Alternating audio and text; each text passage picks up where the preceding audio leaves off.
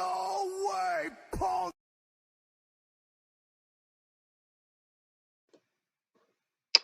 Hello everybody, this is Phenomenous.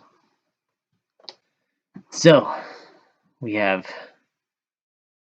the potential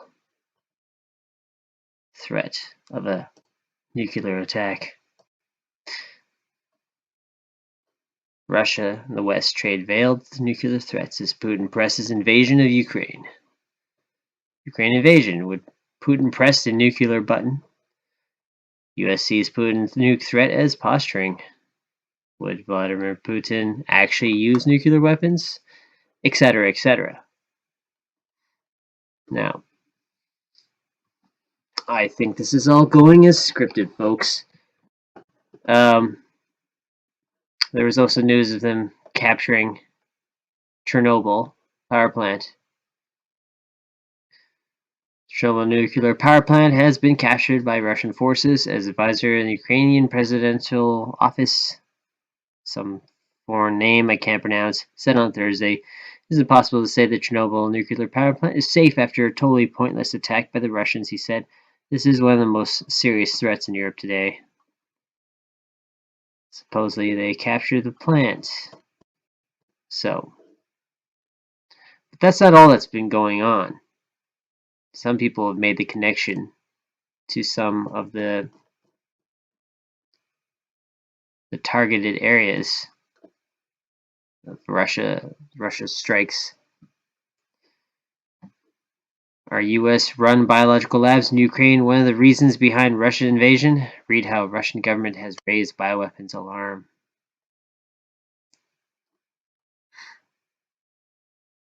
As Russia started attacking military installations in Ukraine, there are speculations that the United States biolabs have been established in Ukraine. The name of research and defense are also among the targets. The U.S. has several such labs in Ukraine under its biological threat reduction program. There's a map right here.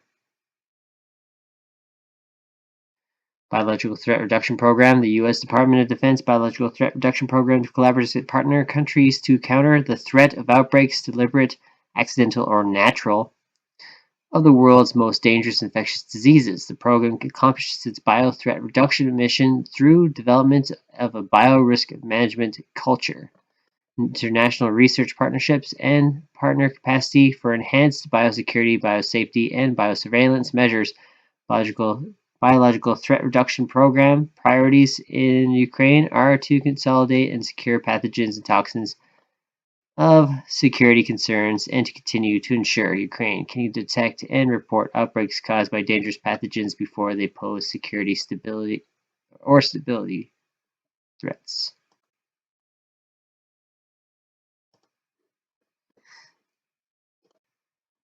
Over here, we get a little more.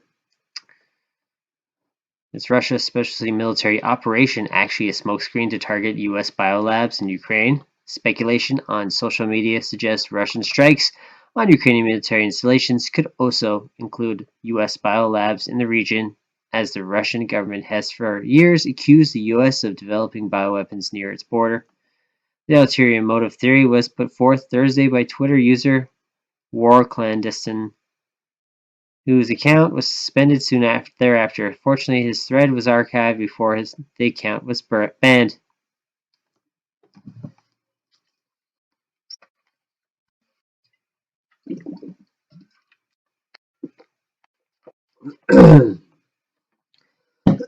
Sorry, I swallowed that wrong. All right. Excuse me. A little video of a thread. We will mute this freaking music. Oh, I should pause it. So, holy shite. I think I may be on to something about Ukraine. Zelensky said the Russians are firing at military installations. How broad is that term? I am seeing speculation that could include US-installed biolabs. At first I was like, no way. Then I started digging. Oh, what did I just do? That's okay. And yeah, so there we go. There's a map. exclusive U.S. biolabs in Ukraine, and they are financed at the expense of the U.S. Department of Defense, the DoD. Laboratories are located in Odessa, Vinestia, Oskra, I don't know, some places. Crimea, Lunetsk, 2 other possible locations, etc., etc. Yeah, okay.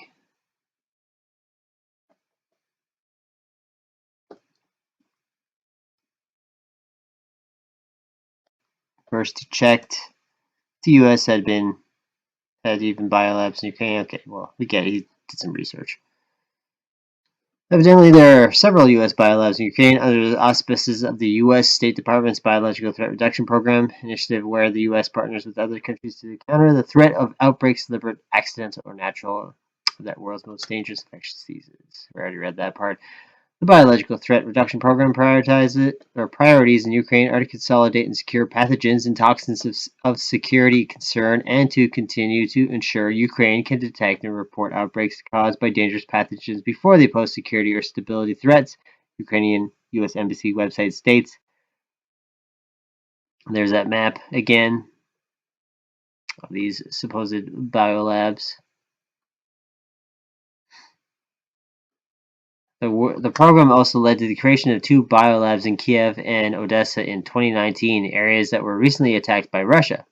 According to a map circulating online, US-backed biolabs are also located in Vinestia, Uzhgorod, Lviv, Kherson, Ternopil, and near Crimea and Luhansk.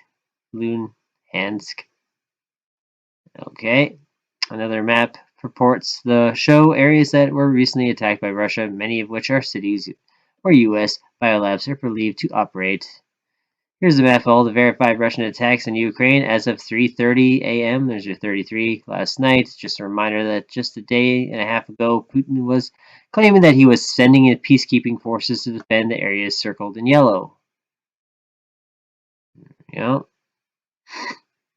Meanwhile, Russia for years has raised concerns over the prospect that the U.S. is developing biological weapons along its border. The Secretary of the Security Council of the Russian Federation, Nikolai Patrushev, claiming last year there were clear signs dangerous pathogens at the labs could be used for military or political purposes. There's a tweet from the Russian Embassy UK. Russian Security Council, that guy, number of U.S. biological labs weapons around U.S. grew 20 times. Russia claims U.S. is running a secret bioweapons lab in Georgia. You pay attention to the fact that in the world, more and more new biological laboratories under the control of the United States are growing by leaps and bounds, moreover by a strange coincidence, mainly in the Russian and Chinese borders. Patrushev said last July, adding, "It's unknown what really takes place within the walls of the facilities. We are told that peaceful sanitation stations operate near our borders, but for some reason they are more reminiscent of Fort Detrick in Maryland, where Americans have been working in the field of military biology for decades. By the way, we should pay attention to the fact that outbreaks of diseases that are not typical for these regions are recorded in the surrounding areas," Patrushev said. Asked if he believed the U.S. was deploying bioweapons at the lab, Patrushev said, "We have good reasons to believe that this is the case. Not a day goes by at headquarters of the Organization of the Prohibition of Chemical Weapons, OPCW, in The Hague, that the Americans and their allies do not come forward with another chapter of the anti-Russian chemical dossier." As early as last October, China and Russia also jointly called the UN to monitor U.S. possible development of bioweapons, releasing a statement saying, "In light of rapid advances in the field of science and technology with dual-use capabilities, the risk of biological agents being used as weapons has increased. In this context, China and Russia would like to call for attention that the United States and its allies overseas military biological activities. Over 200 U.S. biological laboratories are deployed outside its national territory." which function in an opaque and non-transparent manner, caused serious concerns and questions among the international community over its compliance with the BWC, the joint statement said. The two sides share the view that such activities pose serious risks for the national security of Russia and China and are detrimental to the security of relevant regions. Moreover, as War Clandestine noted, the two nations have indirectly blamed the U.S. for the COVID-19 outbreak, which seems to be the case as more evidence has emerged. The NIH did in fact fund gain-of-function research at the Wuhan Institute of Virology, where the virus is suspected to have originated. According to the War Clandestine, Putin's use of the broad term special military operation and his vows to demilitarize and denazify Ukraine could be intentionally vague to obscure his true intention of taking out U.S. biolabs. Okay.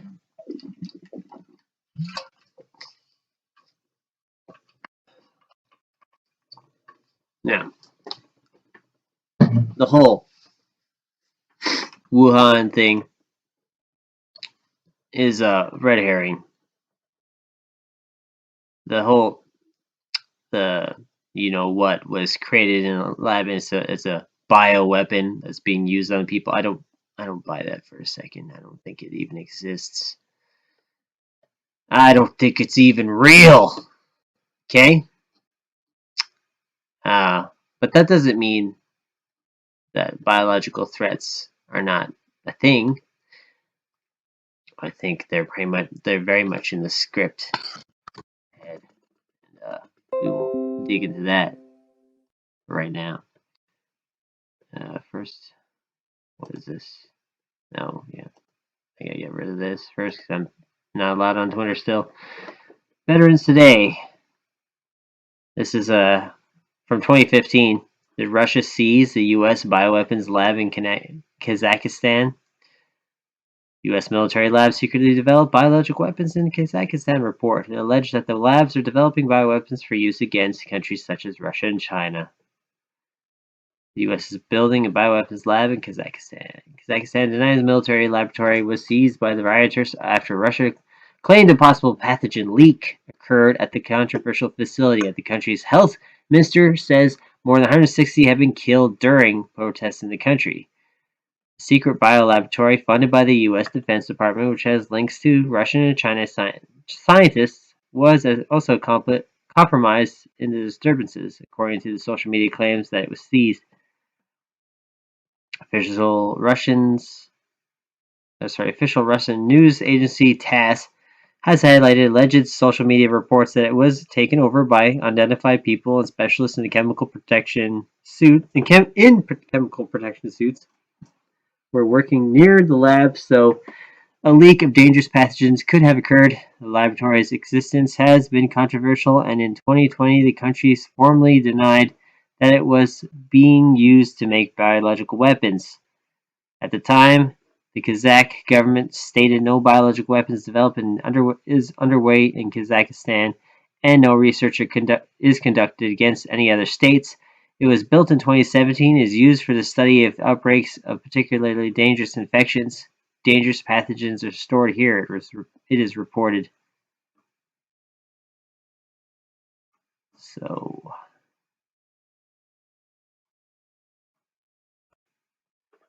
there was that. So from Bulletin of Atomic Scientists, that's your doomsday clock, people. It's 100 seconds to midnight. Well, aren't we getting pretty close to fucking midnight now, aren't we? U.S. official Russia's invasion of Ukraine risks release of dangerous pathogens. February 25th, 2022. Russian invasion of Ukraine may put at risk a network of U.S.-linked labs in the Ukraine. They're just U.S.-linked labs, not not bioweapon labs. No, they're just U.S.-linked labs.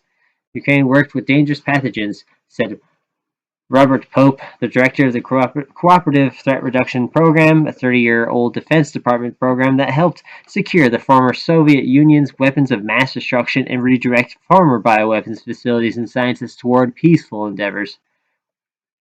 The lab in Ukraine are not bioweapon facilities. The U.S. government maintains that they are public and animal health labs operated by host countries.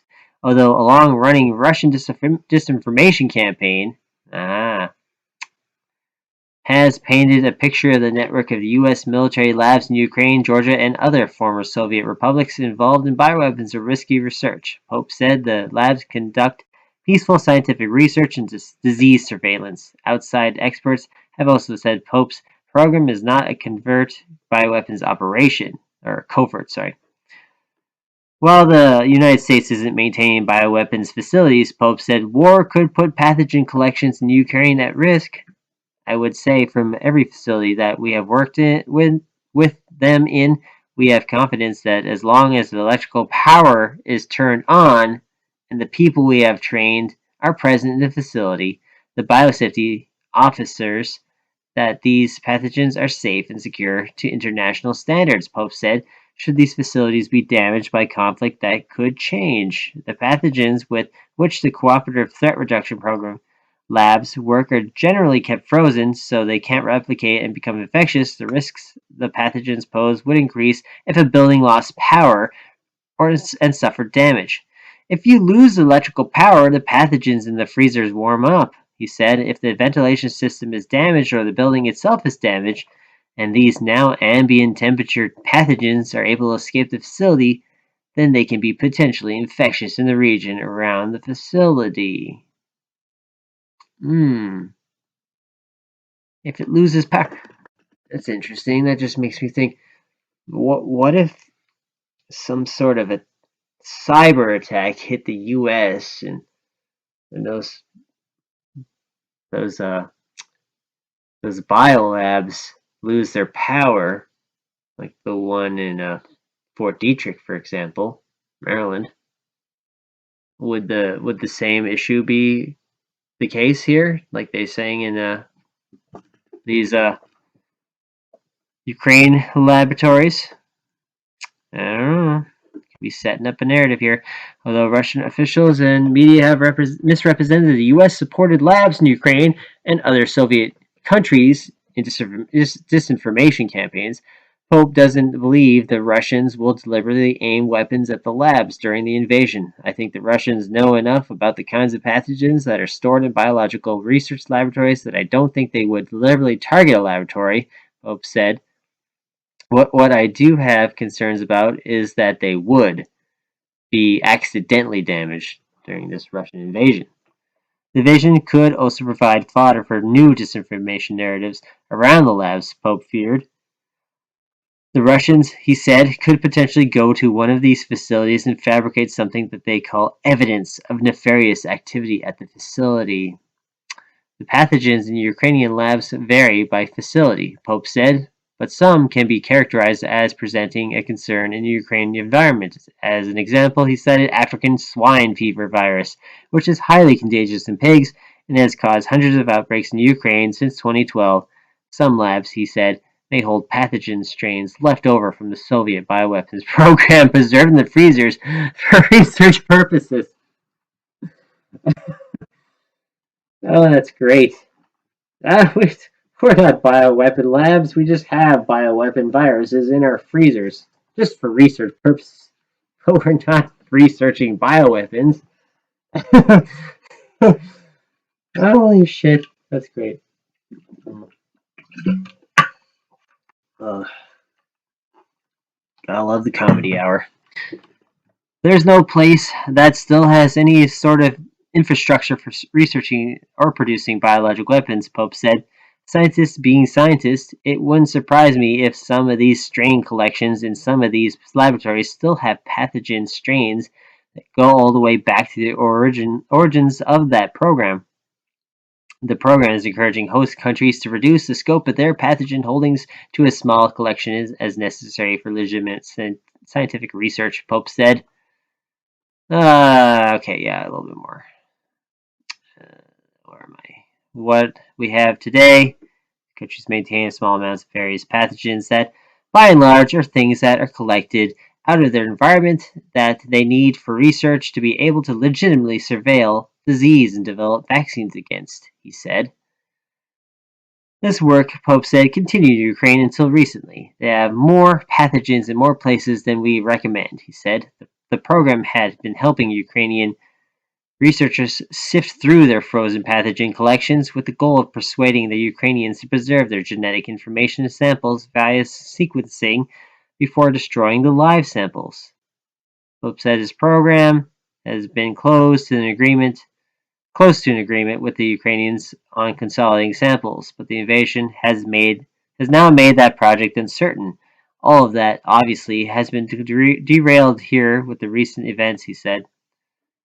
And yeah, Researchers consider the Soviet bioweapons program to be the most extensive and sophisticated to have existed, employing some 65,000 scientists, while both the U.S. and Soviet Union signed the 1972 Biological Weapons Convention banning biological weapons. The Soviet Union went on to secretly expand its program. Yeah, the U.S. didn't. No, they held true to their word.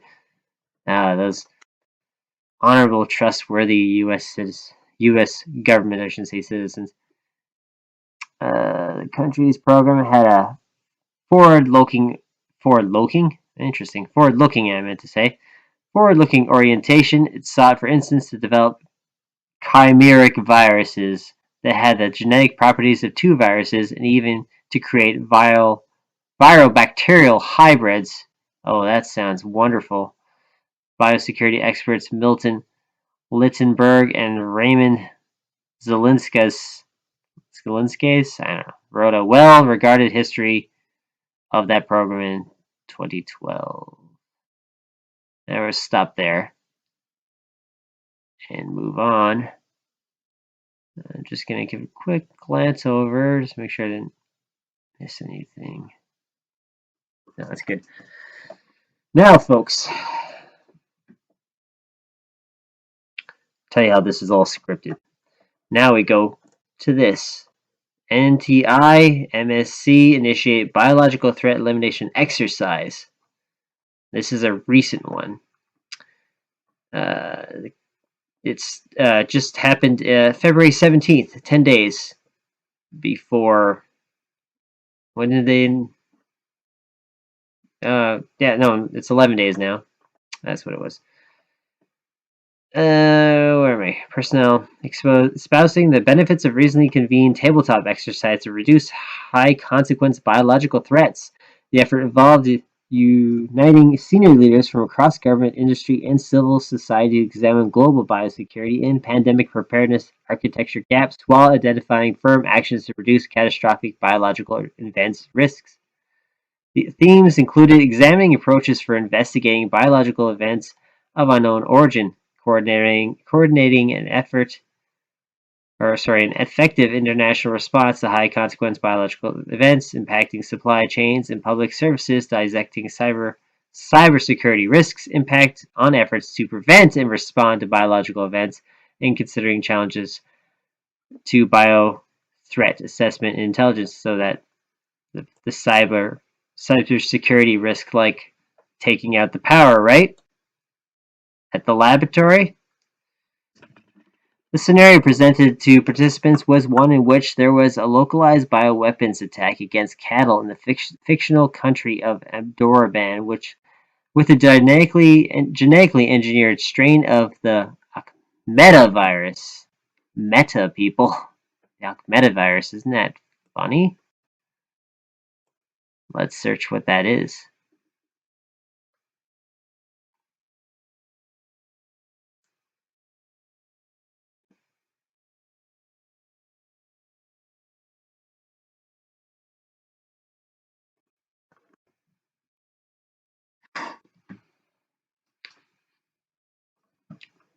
Orthopoxvirus. Orthopoxvirus is a genus of viruses in which the family of Poxvidae and subfamily blah blah blah vertebrates and animals and humans are arthropods serve as natural hosts. These are 12 species. Genus diseases associated with the genus include smallpox, cowpox, horsepox, cowpox, monkeypox. The most widely known member of this virus, which causes smallpox, eradicated by it was eradicated globally in 1977 through the use of Vaccinia virus as a vaccine. The most recently described species is the Alaska pox virus. Interesting.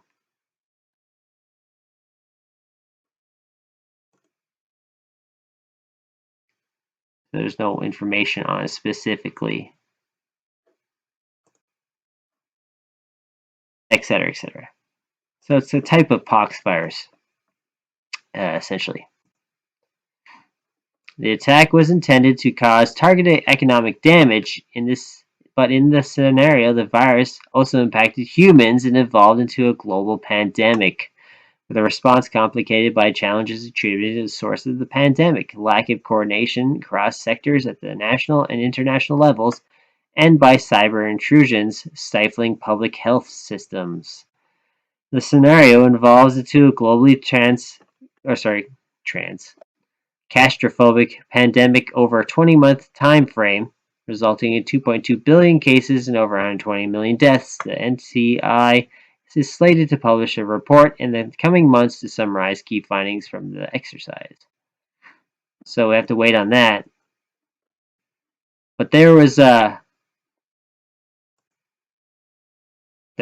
previous. They've had that was their fourth exercise. They've had 3 other exercises, tabletop exercises. Now the previous one has some video.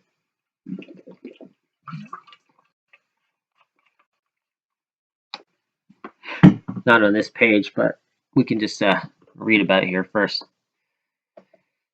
NTI Biomunich Security Conference convened global leaders for annual tabletop exercise on reducing high consequence biological threats.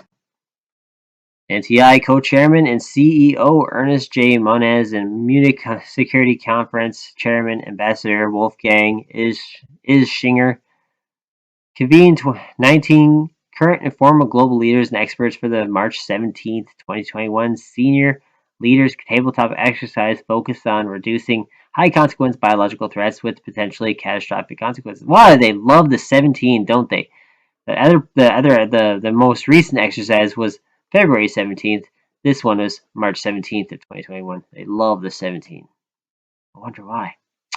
The third annual tabletop exercise, organized by NTI's Global Biological Policy and Programs team, in conjunction with the MSC, is part of the MSC's Beyond Westlessness, the Road to Munich 2021 campaign. This effort includes several virtual high-level events and initiatives aimed at advancing the security policy dialogue and priorities for a new transatlantic agenda and laying the groundwork for in-person debates in Munich later in the year. This year's exercise was conducted on a virtual platform due to the COVID-19 pandemic. The impact of COVID-19 provided a pressing backdrop for the exercise, as the ongoing pandemic has highlighted weaknesses in the international architecture for preventing, detecting, and responding to pandemic threats. This is an urgent concern because future pandemics could match or exceed COVID-19's devastating impact in lost lives and shattered economies. Even more concerning is that there are critical gaps in biotechnology oversight that create opportunities for accidental or deliberate misuse with potentially catastrophic global consequences. This was illustrated in the exercise scenario, a localized bioweapon attack with a genetically engineered monkeypox virus. Ding ding ding ding ding ding ding ding ding ding ding.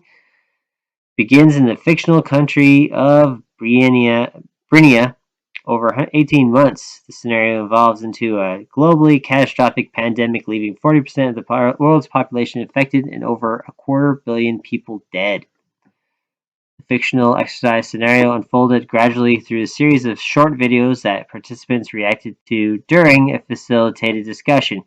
Key themes emerged regarding the need to strengthen international pandemic risk assessment and early warning systems to establish clear triggers for national level anticipatory response and aggressive early action to slow disease transmission and save lives, to reduce biotechnology risks and enhance oversight of life sciences research, and to promote new and stronger international health security preparedness financing mechanisms.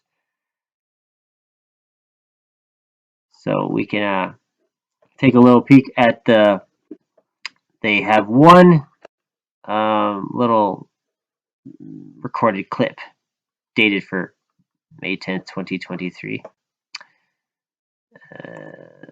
We can look at it right here on the Nuclear Threat Initiative YouTube channel. It is right here.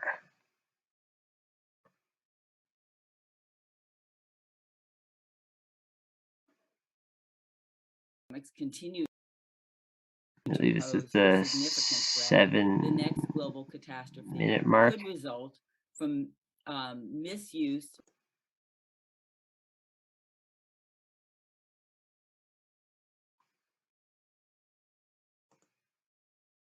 Virus was engineered.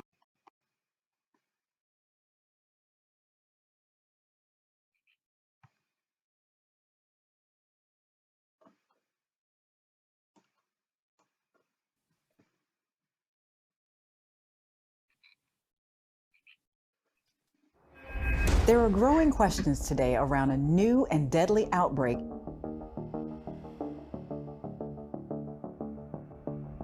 Scientists determined that this monkeypox virus was engineered.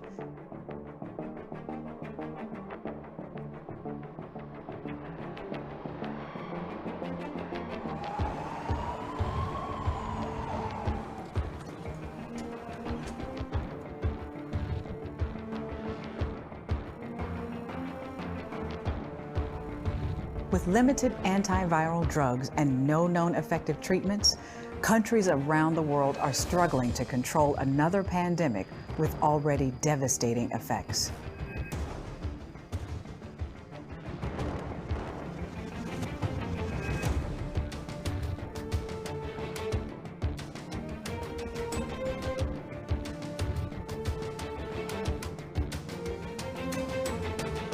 Seeing far fewer cases in countries where governments took early and decisive action. And some international experts are urging the WHO to adopt a phased approach to warnings.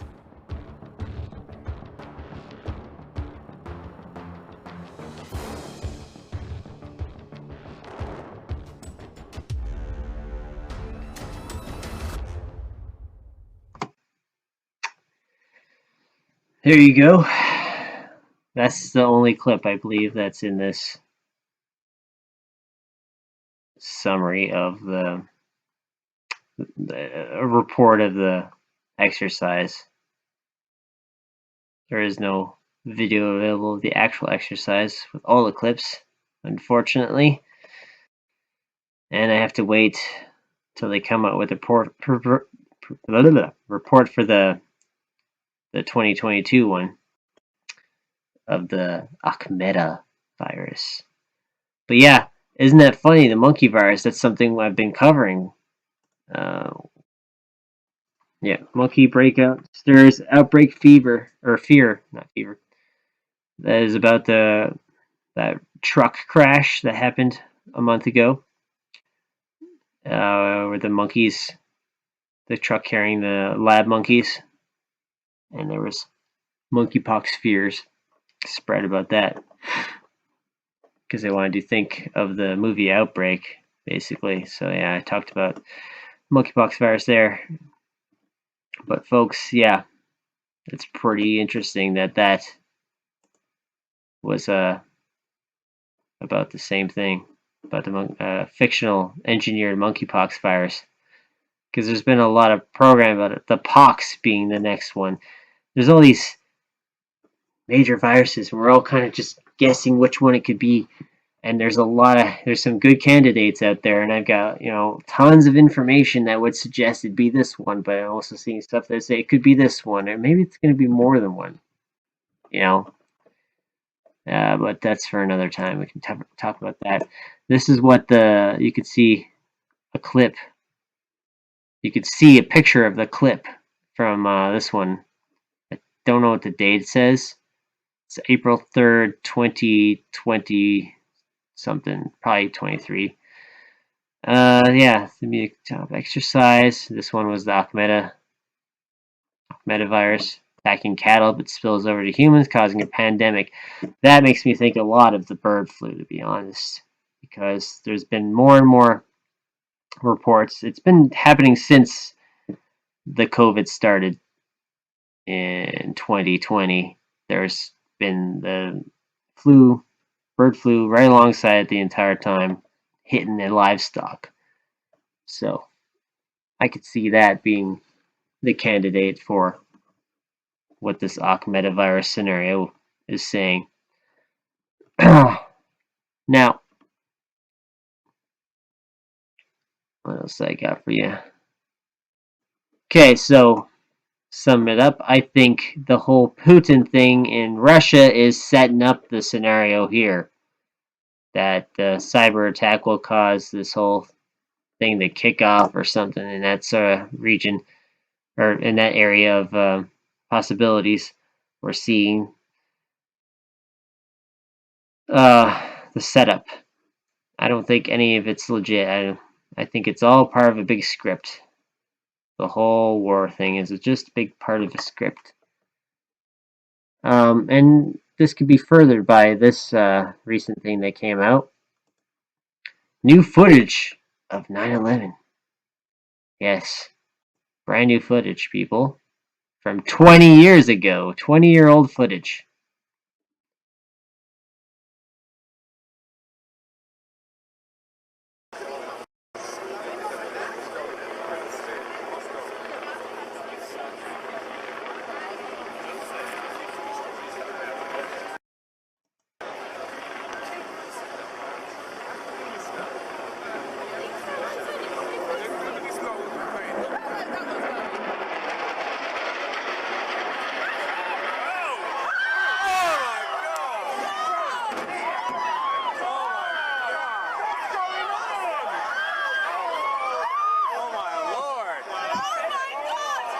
Alright, we're not going to play the whole thing. It's 8 minutes long. But yeah, it's a very easy video to find if you want to watch it. 911 Kevin's video. Now, interesting enough, and I'm going to go to here because it's significant. At the end, there's a tribute video. I want you to hear the music.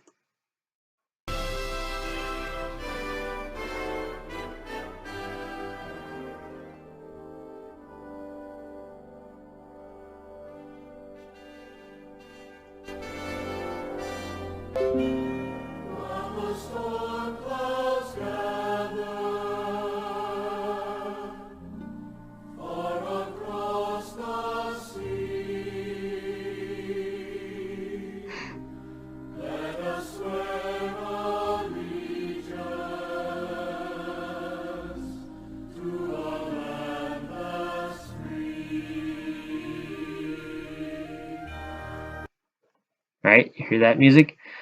Now someone did some research, some good research here. Right there. Now this dude, actually, let's go here for a second. This guy, Kevin Wesley, is a very interesting character. Oops, what did I just do? What's going on here? Oh. No, stop that, Kevin. So here's his other videos. You got your horned owl. But yeah, he's only got these 1, 2, 3, 4, 5, 6, 7, 8, 9 videos. He's got his retirement ceremony, and this shows a bunch of his achievements. It was someone did some looking into what he had. There, here's his LinkedIn. This guy is not a regular person, okay? Oh, wait. I forgot a very important part. The release of Kevin's video was 4 days ago. It was at the start of the invasion. The same day as Russia's invasion on Ukraine, he uploaded this video. And he's uploaded these 2 other videos since, same day. But that's very interesting, don't you think? 20 years later, he uploads this video on the same day as the invasion. Now, this guy is not a regular person. Here is some of his what do you call it? His experience, I guess. Let's just say experience since it says there. He's at Boeing. He worked at Boeing. He's been a chief engineer, develop and manage product technical baseline, lead multifunctional teams to deliver capability to customers, product owner, blah, blah, blah. Senior program manager, UK Ministry of Defense. Division chief over 5 product realization programs, including 3 prototype projects and a PMO, directly accountable for over 3 dozen contract deliverables to MOD. Chief integrator of B-61 nuclear bomb. B-61 program management office, responsible for delivering capability to warfighter by integrating $6 billion Department of Energy and Department of Defense nuclear weapons development program onto aircraft and into the stockpile. Supervises 4 integrated product teams.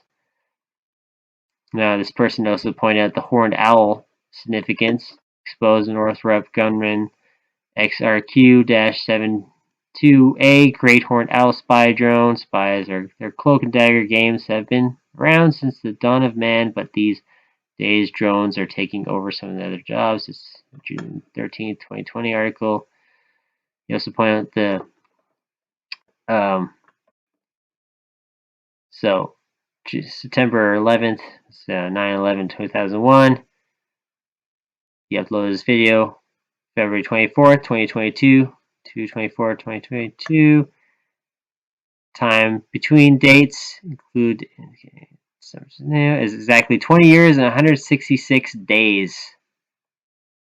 20 years and 166 days in between. And there's more numbers. Now that song, in the tribute song, interestingly enough, it was originally written in 1918. And let's go here. This hymn, God Bless America, was written in 1918 as the storm clouds gathered for the WW1, but wasn't released until 20 years later when the world stood at the brink of WW2. Just like this, just like now. Peace to us all. Interesting choice for hymns there, buddy. 20 years. Just like the video, 20 years. On the brink of a new world war. This is more of this guy's rap sheet. Lieutenant Colonel Kevin D. Wesley currently serves as an exchange officer at the United Kingdom. This is from one of his videos, by the way. Screenshot. The exchange officer at the United Kingdom Ministry of Defense Atomic Weapons Establishment of Aldermaston Base, UK. He leads a division-level team providing future systems engineering, development, and program management. AWE designs, produces, maintains, and disassembles all UK nuclear weapons. AWE also provides support to Her Majesty Government for national nuclear incident response and operational support of Naval Base Clyde for the Royal Navy, continuous at sea detention. Colonel Wesley entered the Air Force in 1992 through AFROTC. His first assignment was an aerospace engineer of the U.S. Air Force Space Program in Los Angeles, CA, where he conducted 3 successful space launches and a satellite program contract award. Later, he transitioned to flight test engineer. During the 7 years at flight test experience, he logged more than 250 flying hours on over 10 different aircrafts. As an experimental weapons system operator and mission director, he conducted a wide variety of operational and developmental flight tests on weapon systems such as the MH-60, C-17, C-130, C-141, C-5, C-22, C-117, B-2, F-16, F-15, F-18, it goes on. Class performs. He also serves as a mission commander and lead mission planner in a combat unit, logging 50 combat flying hours in Iraq. Certified acquisition professional, he served at Headquarters, Air Force, Deputy Chief of Staff, Air and Space Plans and Operations, monitoring several foreign military assistance programs. He followed on with a joint assessment to this US EUCOM HQ, where he led the coalition branch working to integrate U.S. units with partner nation forces fighting in Iraq and Afghanistan. Prior to his current assessment, Colonel Wesley served with the Air Force Nuclear Weapons Center, where he was the program office lead military officer responsible for the integration of the B-61 and Mod 12 life extension program in the U.S. and NATO forces. He also served as a senior military engineer in AF weapons, blah, blah, blah. I mean, I think it's pretty clear, folks, that this was very much a very methodically planned out, timed out release of this video that he recorded. Supposedly it's him recording the video. Okay? This military officer was on the ground, positioned as he was to record this video and then to release it 20 years later. Now, I think maybe the actual guy did this. Doesn't really matter. The fact is, this small-time channel of 240 subscribers, now it's over 1K subscribers, since the attention has been gained from this video release. A small channel. It's very strange, folks, and it's very, very freaky that the whole nuclear thing, his whole nuclear position, and the 20 years later in the brink of war thing, the him, all that stuff, is very. This is not a coincidence. I think this is all just part of the scripting. This is all telling us something. It's a message. They're giving us a signal. That was kind of. I'm blanking now. But yeah. Oh, another thing about that video. Okay, just go back to the video. Just want to get back in there. Pause it right away. Now, this is just the way it's looking to me, just visually, the way I look at these two buildings, the angle he's recording it at, even.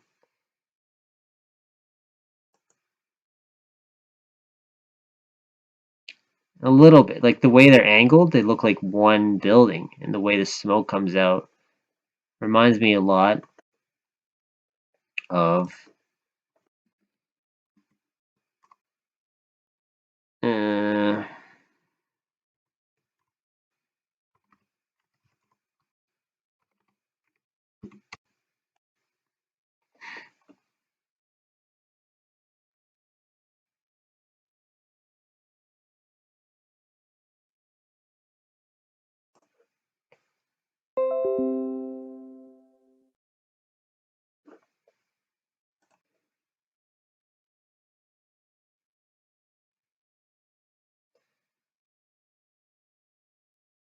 it made me think of a nuclear power plant, the way it smokes. Just the way they were positioned. It was not two buildings, but one building with a big smokestack.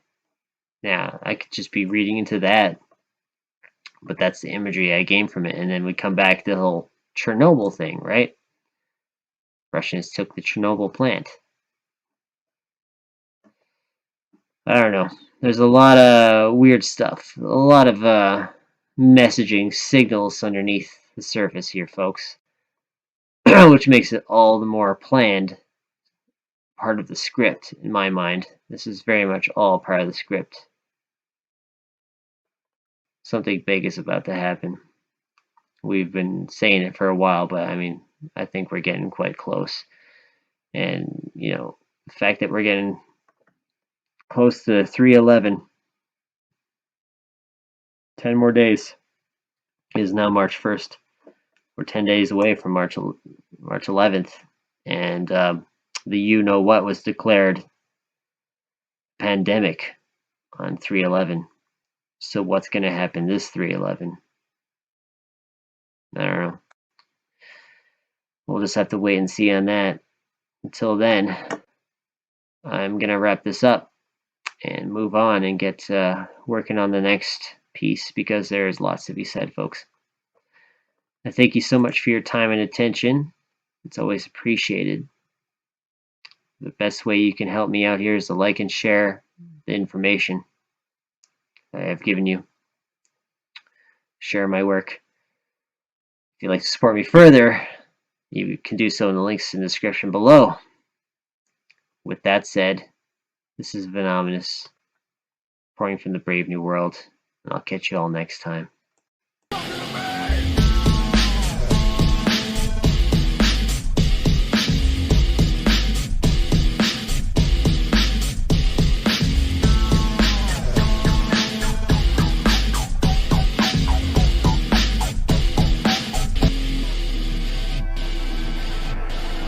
Are you talking to me?